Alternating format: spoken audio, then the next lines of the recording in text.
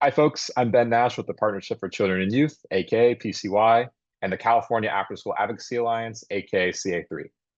We have some very exciting news. Assembly Bill 1113 by Assemblymember Kevin McCarty, which CA3 has sponsored for the last 2 years, was just signed into law this week by Governor Newsom. AB 1113 was introduced in 2023 to address a fundamental issue for the expanded learning field, a lack of statewide data. AB 1113 will add expanded learning programs, that's after school, summer, and intersession programs, to the State Department of Education's data system known as CalPADS. Beginning in the 2025 school year, the state will begin collecting data to learn how many and which students are enrolled and participating in expanded learning programs. This data will help the state to fulfill its promise of universal access to expanded learning opportunities. With this data, we'll also know more about the demographics of students and families, students' test scores, rates of discipline, and more. For students in expanded learning programs, their school attendance and graduation rates, their academic performance, and their college attendance numbers, to name a few. This data requirement will help ensure that expanded learning is better integrated and coordinated with the school day, help us to close opportunity gaps, and protect expanded learning programs for future generations of students. AB 1113 also includes language that the legislature intends to provide equitable after-school opportunities to middle and high school students, although this bill doesn't change that amount at this time. State data collection and reporting is a huge win for our sector and is the culmination of many months of hard work and advocacy by educators, community partners, advocates, parents, and students. Assemblymember McCarty approached our coalition to help sponsor this bill. AB 1113 spanned 2 legislative sessions and ultimately had 0 no votes in the state legislature. That bipartisan, unanimous support was the result of many hours of negotiations with dozens of legislators, the governor's office, educators, and the Department of Education and other stakeholders. For years, Assemblymember McCarty has been a key champion for expanded learning programs. As his term ends in the state legislature this year, we're grateful for his dedication and we commend him on his years of service. This victory was only possible by utilizing the collective knowledge and action of our state's expanded learning leaders in CA3. If you want to build on this momentum, join us. Of course, data alone does not help people understand the impact of expanded learning programs. It's important to see programs in action.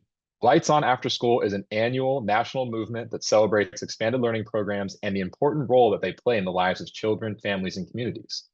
Lights On is a great chance to build relationships with local, state, and federal officials, which will enhance our collective advocacy efforts in the short and long term.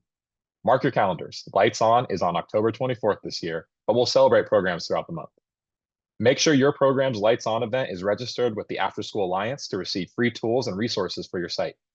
More Lights On resources from the Afterschool Alliance are available in this newsletter, or you can contact us at the Partnership for Children and Youth for sample invitation language and California-specific messaging.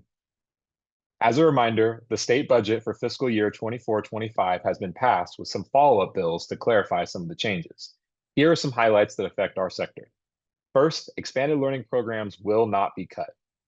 Some changes have been made to ELOP. First, local education agencies, aka LEAs, may expend or encumber their 2021-22 funds to fiscal year 23-24. Funds not expended or encumbered by September 30th, 2024 will be returned to the state.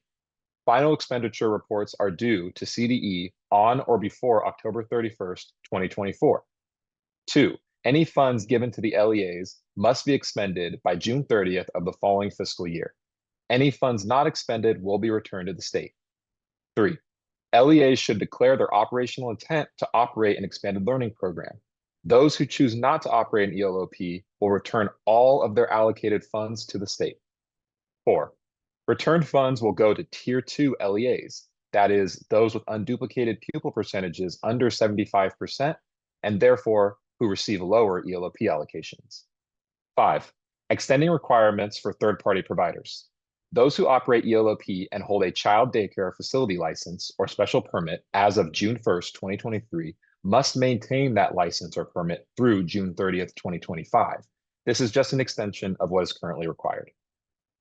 And 6, attendance recovery programs. The final budget agreement allows LEAs to recover average daily attendance up to 10 days per student per school year, beginning July 1st, 2025. LEAs will be allowed to use ELOP funds to operate attendance recovery programs outside of school day hours and must meet supervision requirements and ratios. Some programs already coordinate with schools for credit and academic recovery. But before June 30th, 2025, the Department of Education will develop guidance to support LEAs in creating and implementing high-quality attendance recovery programs with expanded learning programs. For more information about the fiscal year 24-25 state budget, please contact us. One last legislative update now that the legislative session is over. CA3 was a supporter this year of AB 2112 by Assemblymember Murasucci, which was held in committee and did not pass this year, despite support in both houses. However, the core component of this bill was included in the final budget deal, which is a big win. CA3 helped elevate the challenges of fluctuating funding for ELOP Tier 2 districts. As I mentioned with the state budget deal, unspent ELOP funds from 21-22 to 23-24 will be directed to Tier 2 districts instead of returning to a general state budget fund. We don't have details on exactly when and how this funding will be available to Tier 2 districts, but we'll keep you posted as we learn more.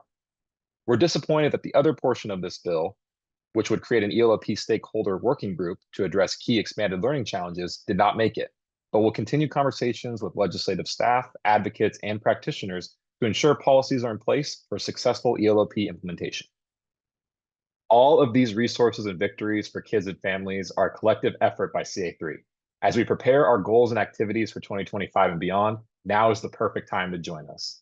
Help secure wins for youth, network with other CBOs and LEAs, sharpen your advocacy skills, and strengthen expanded learning programs across the state.